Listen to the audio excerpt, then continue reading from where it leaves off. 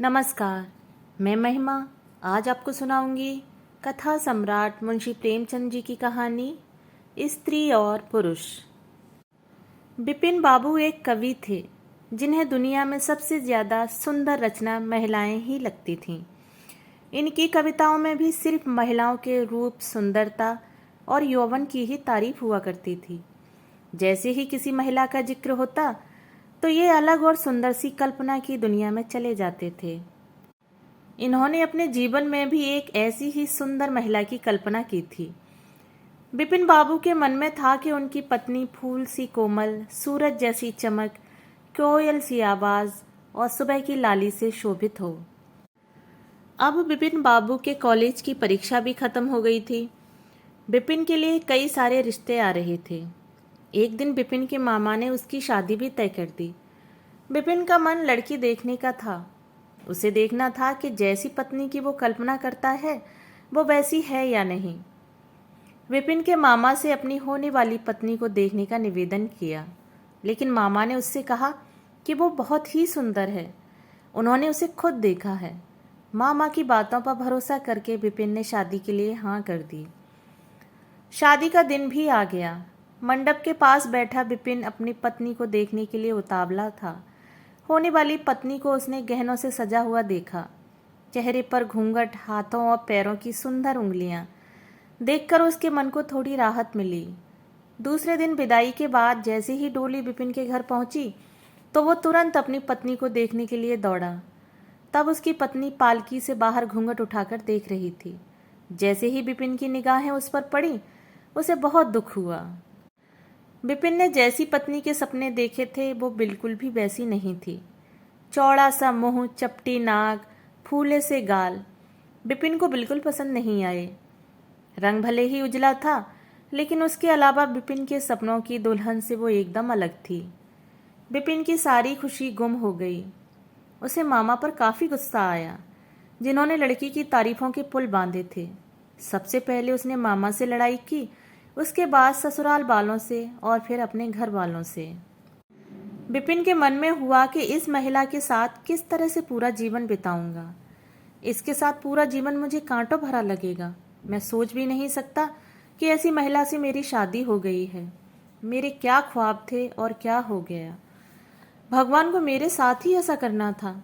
फिर उसके मन में हुआ कि शादी मैंने जबरदस्ती तो की नहीं थी।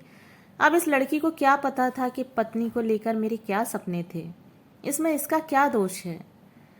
इस सोच के बाद भी बिपिन का दिल उसे स्वीकार करने को तैयार नहीं था। वो घंटों श्रृंगार करती थी, अपने बाल संवारती थी, लेकिन बिपिन के मन को बिल्कुल भी नहीं भाती।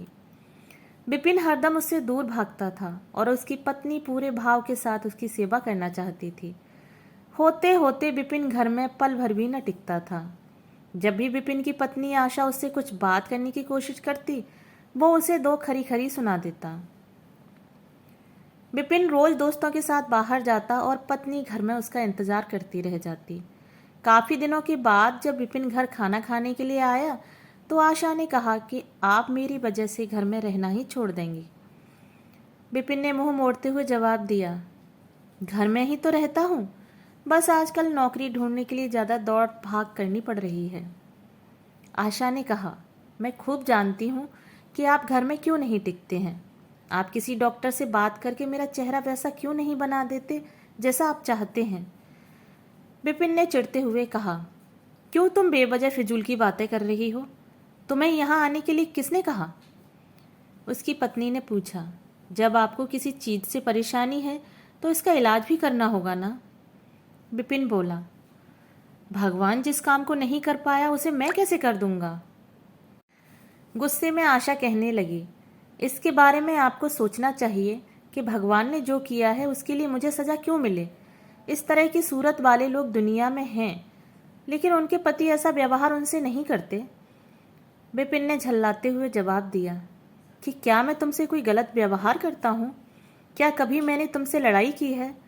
तुम ही मेरे सामने आकर मुझसे बहस करने लगती हो।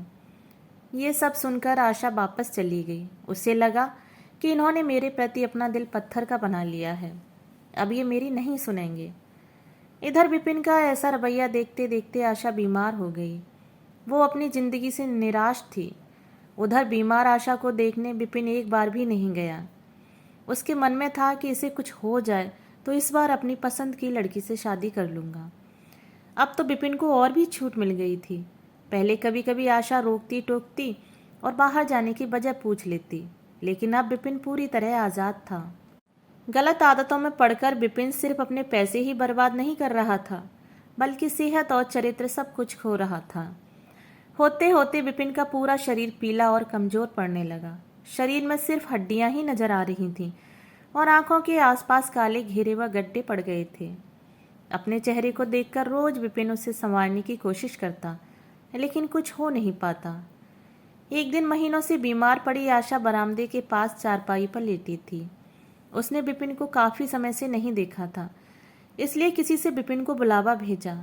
आशा के मन में था कि बुलावा तो भेज दिया है, लेकिन वो आएंगे नहीं। आशा का बुलावा मिलने पर आज विपिन पहले की तरह झल्लाया नहीं।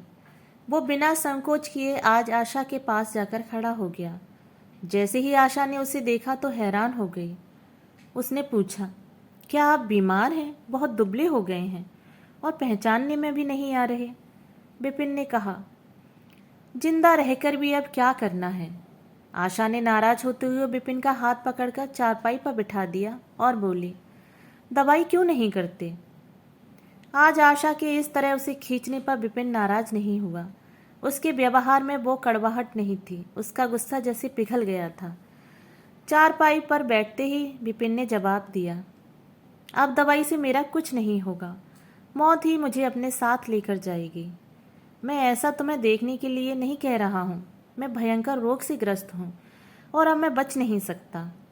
इतना कहते ही विपिन चारपाई पर बेहोश होकर गिर गया।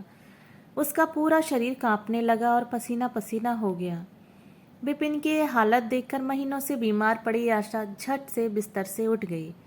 वो पानी लाकर विपिन के चेहरे पर मारने लगी, लेकिन उसे होश नहीं आया। शाम तक विपिन का मुंह टेढ़ा हो गया और शरीर में कोई हरकत नहीं थी। यह लकवा था जिसकी चपेट में विपिन आ गया था। इस रोग में बीमार आशा ने विपिन की खूब सेवा की। लगातार 15 दिन तक विपिन की स्थिति नाजुक बनी रही। दिन रात एक करके आशा द्वारा की गई मेहनत रंग लाने लगी। विपिन की हालत कुछ संभली, लेकिन अभी भी आशा अपनी गोद में सुलाकर ही विपिन को दवाई पिलाती और खाना खिलाती थी। इन सब में वो अपनी तबीयत को जैसे भूल ही गई थी। शरीर बुखार से तपता था, लेकिन उसे विपिन की स्थिति के सामने खुद की सेहत कुछ भी नहीं लगती थी। अब विपिन के दोनों पैरों में थोड़ी ताकत आने लगी थी। होते होते 4-5 महीने में वो अपने पैरों पर खड़ा होने लगा, लेकिन उसका मुंह टेढ़े का टेढ़ा ही रहा। उसके चेहरे पर पहले जैसी रौनक भी नहीं रही। एक दिन अपना चेहरा शीशे में देखने के बाद विपिन ने कहा कि मुझे भगवान ने अपने किए की सजा दी है। आशा, मैंने तुम्हें सुंदर नहीं माना और आज देखो मैं कितना कुरूप हो गया हूँ। अब तुम भी मेरे साथ वैसा ही व्यवहार करो जैसा मैं तुम्हारे साथ किया करता था। आशा ने हंसते हुए पति से कहा, आप मेरी आंखों से देखेंगे तो पता चलेगा कि आप में कोई अंतर नहीं आया है। आप पहले जैसे थे अब भी वैसे ही हैं। विपिन बोला, अच्छा, बंदर जैसा मुंह दिख रहा है और तुम कहती हो कोई अंतर नहीं आया है।